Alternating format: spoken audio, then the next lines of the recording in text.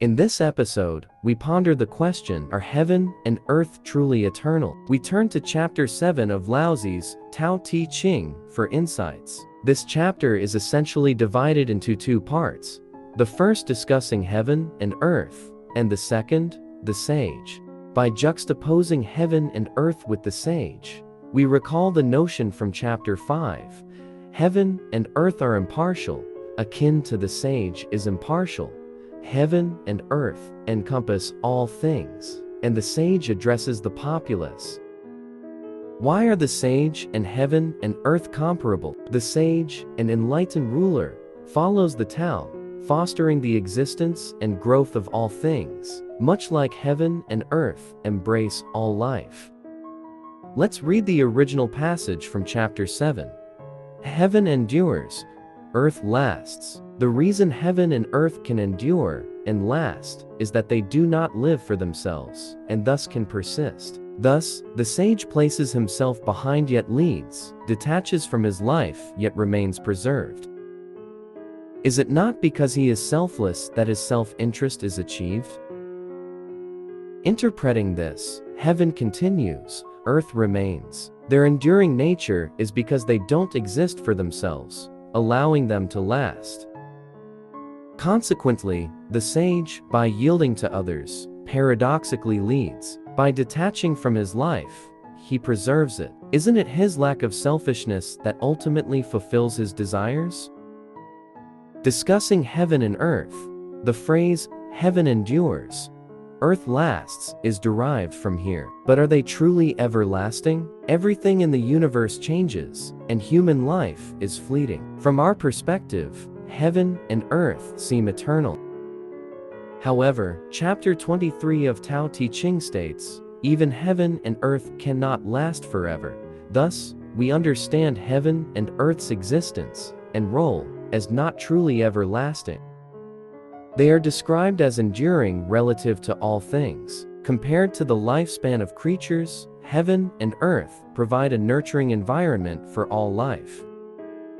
What allows heaven and earth to endure? Laozi explains that they don't seek their own existence. They don't aim to expand or reproduce, but simply provide conditions for life. Without self-preservation, there's no competition, allowing all things to evolve freely. Shifting to the sage, how does he govern? The sage, leading by serving, places himself last, thereby leading. As an enlightened ruler, understanding the Tao, he adopts a humble and void state, leading not by coercion, but by inspiration. The sage's leadership is subtle yet effective, devoid of self-interest, yet preserving his life, much like heaven and earth. The final sentence invites contemplation. Laozi questions whether the sage's selflessness leads to fulfilling his desires. This could be misinterpreted as the sage having ulterior motives. However, it's essential to differentiate between result and purpose.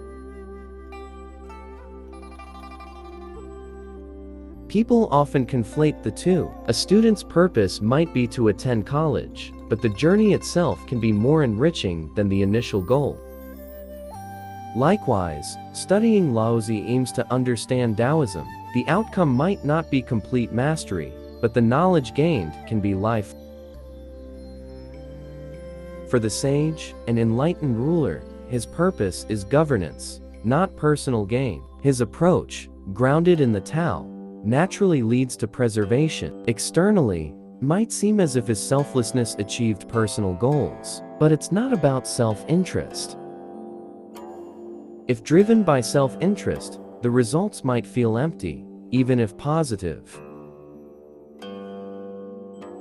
While we cannot emulate the enlightened ruler of Laozi's era, Zhuangzi later encouraged individual enlightenment. In the 21st century, learning from Laozi and Zhuangzi allows us to manage our lives with enlightened wisdom.